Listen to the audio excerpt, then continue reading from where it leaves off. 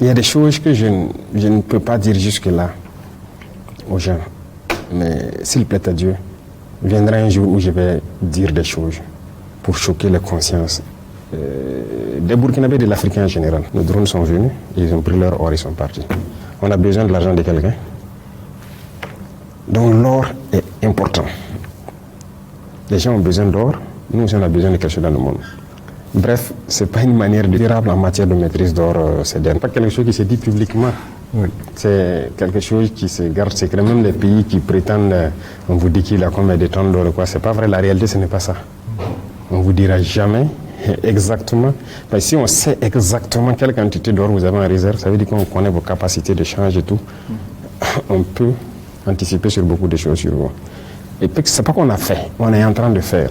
Je dis au ministre tous les jours que Dieu fait et que c'est possible de payer l'or. Donc chaque semaine, on continue de payer pour faire des réserves. Voilà. Et ça, c'est pour que quand on va vouloir traiter avec tout le monde, qu'on nous respecte. Voilà. Il ne faut pas que quelqu'un va croire que si lui ne vient pas faire quoi, nous on n'est pas dans ce chemin. Si tu veux nous montrer que tu ne respectes pas, on te met de côté, on passe à autre chose. Donc on continue de faire nos réserves, c'est pour le respect dans les échanges économiques demain. Et ça, c'est très important. Vous avez inscrit votre gouvernance sous le signe du développement industriel.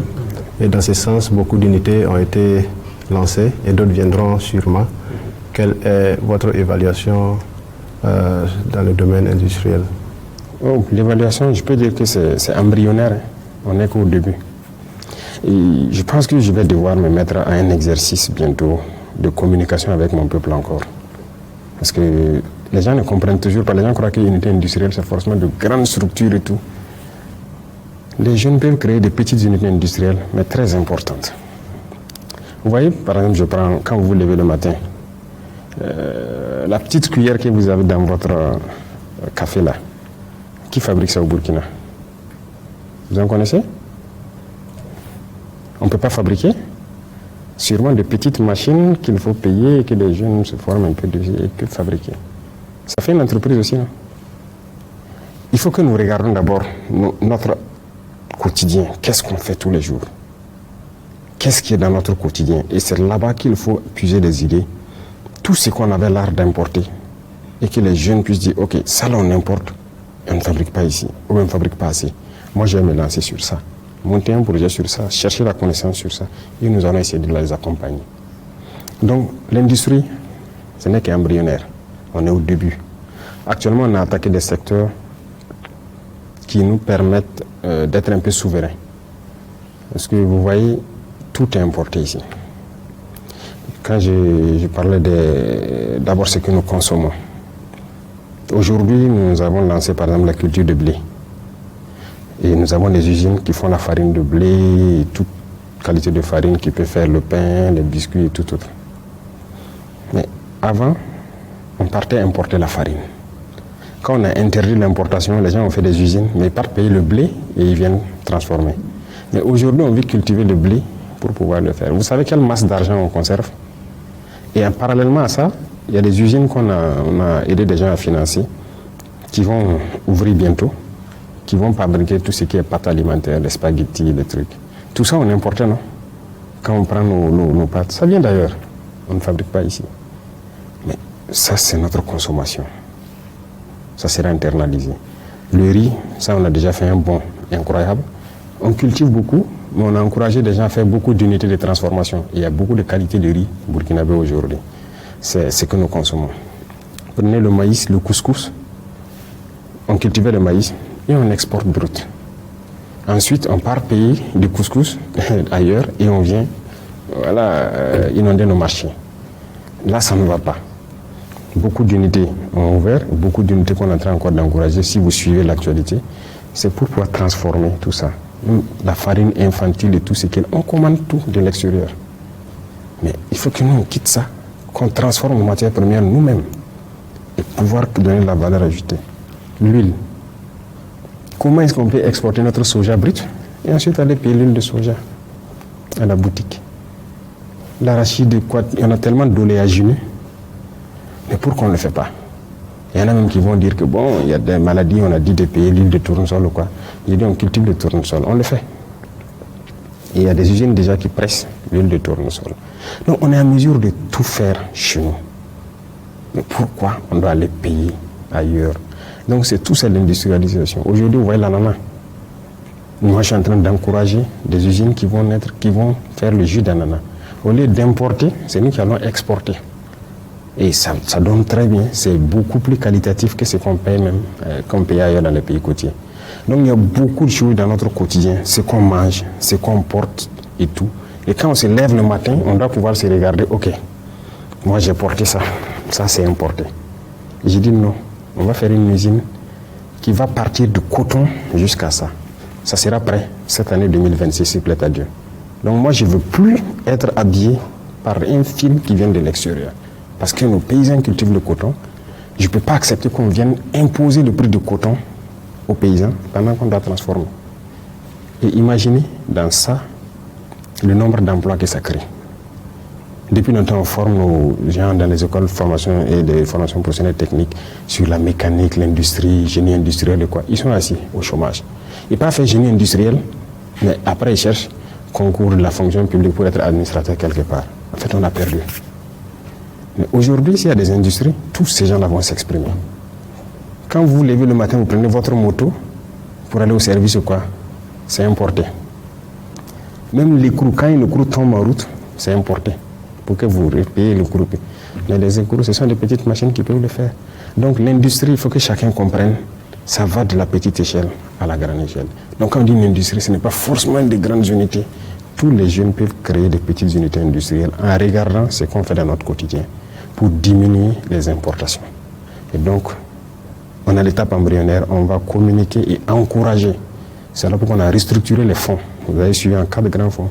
C'est pour vraiment accompagner ceux qui ont des projets structurants dans des domaines industriels pour nous éviter les importations et les sorties de devises. Voilà ce que je peux dire. Alors, Monsieur le Président, je me permets de poser une autre question. Nous sommes justement dans la célébration, en tout cas des journées nationales d'engagement patriotique et de participation citoyenne. Le slogan qui est construit autour de ces journées, la première phase, c'est mon assiette, ma fierté. Alors, quel message justement au Burkinabé en lien avec ce slogan? Alors, il y a des choses que je ne peux pas dire jusque-là aux gens. Mais s'il plaît à Dieu, viendra un jour où je vais dire des choses pour choquer les consciences des Burkinabés et de l'Africain en général. On vient de faire une réforme dernièrement pour créer ce qu'on appelle le Food and Drugs Administration, c'est-à-dire tout ce qui est nourriture et médicaments. On est en train de moderniser un laboratoire pour faire tous les tests et les analyses possibles. Consommons ce que nous produisons. Nos terres sont riches, nos paysans sont braves. Produisons, transformons et consommons. On n'est pas obligé d'avoir le luxe ou le modernisme qu'on cherche. Mais ce qu'on veut là, on peut y arriver. Voilà pourquoi je dis souvent aux gens, je dis moi, je ne suis pas né à Ouaga 2000. Ce que je connais même d'habitude, c'est ma bouillie le matin avec des galettes. Si je gagne ça, c'est bon. Si je ne gagne pas ça, je bois un thé et puis c'est fini. Les croissants et autres là, ce n'est pas mon problème.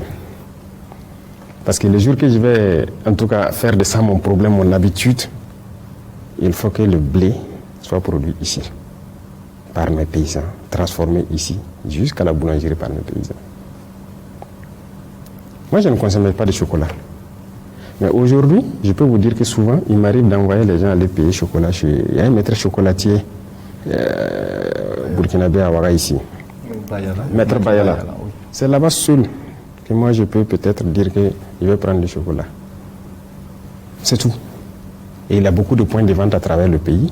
Donc, si quelqu'un aussi cherche à savoir c'est où je paye, il ne saura pas. C'est pour dire qu'il faut qu'on soit conscient.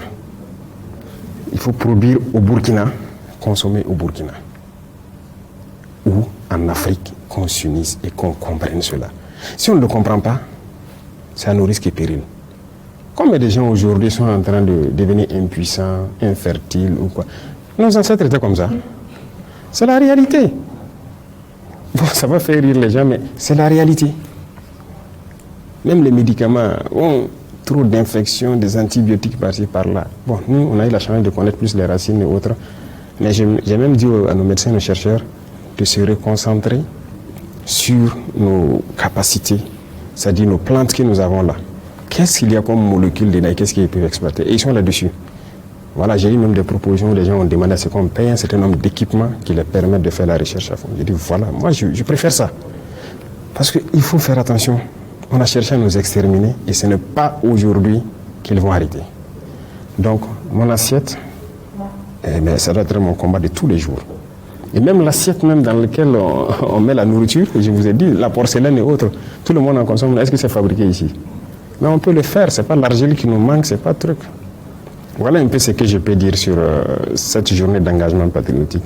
Il faut que nous redevenions nous-mêmes et que nous puissions assumer ce que nous produisons, consommer ce que nous produisons. Et c'est à cette seule condition que nous allons perdurer. Ce que j'ai dit va faire couler beaucoup d'encre, ne va pas plaire à certains. Mais la réalité est là. Personne ne veut voir nos populations évoluer.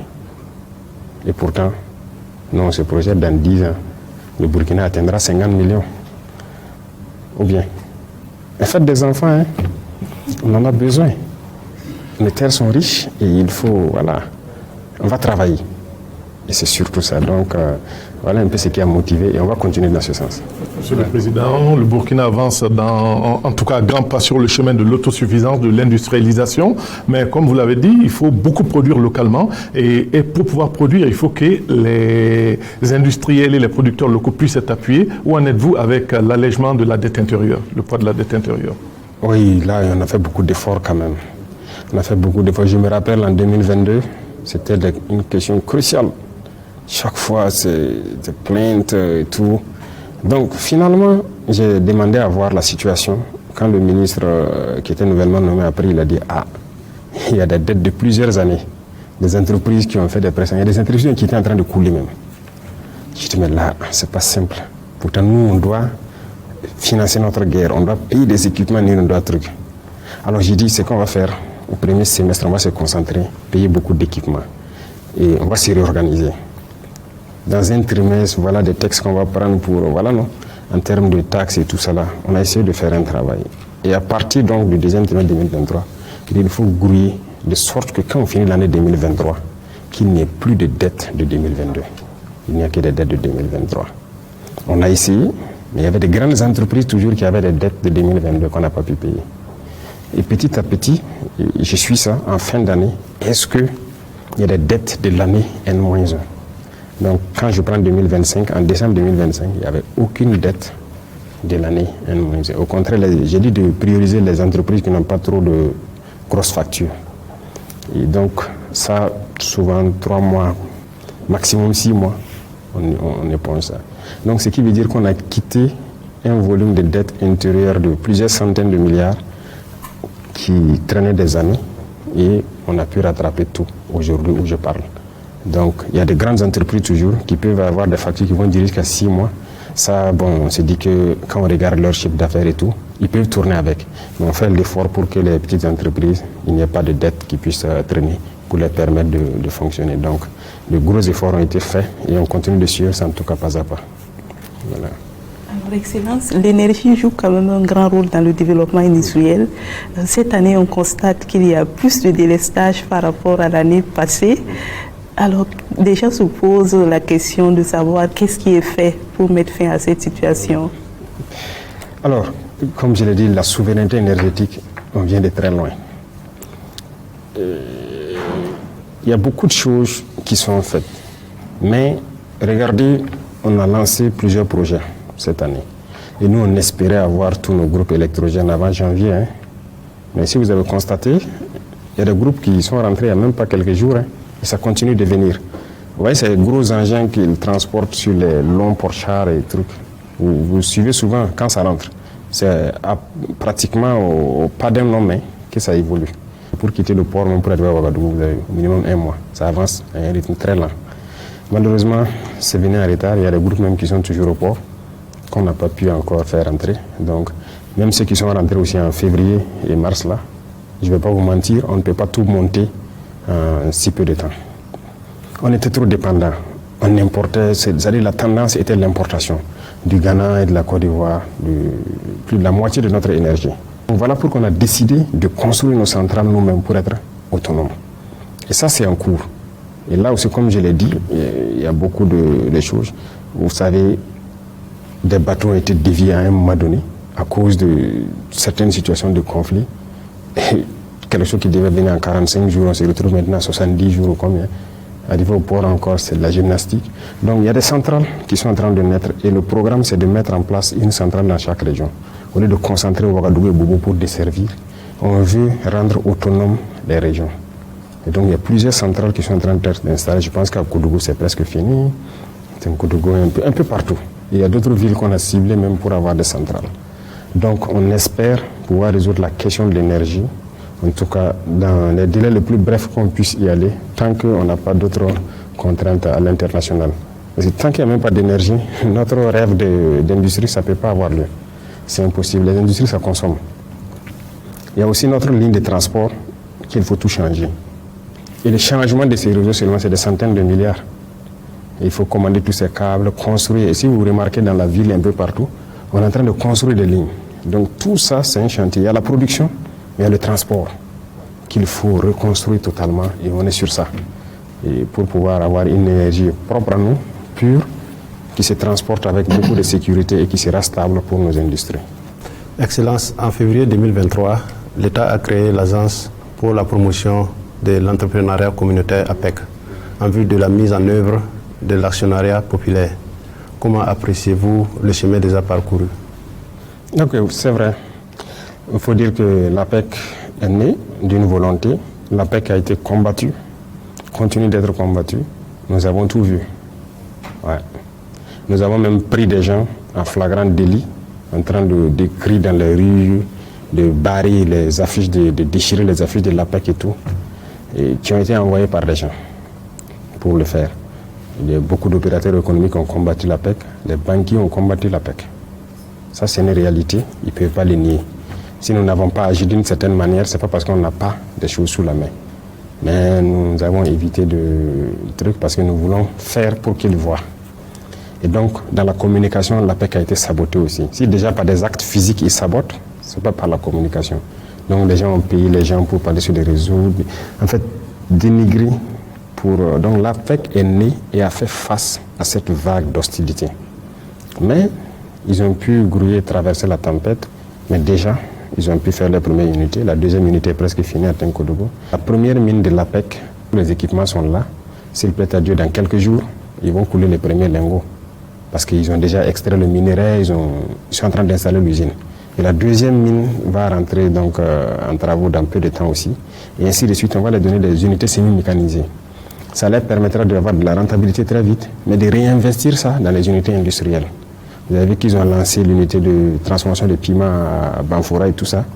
Donc il y a un travail qui est en train d'être fait pour qu'ils puissent exploiter aussi l'or, mais aussi utiliser ça pour lancer plus rapidement les unités industrielles.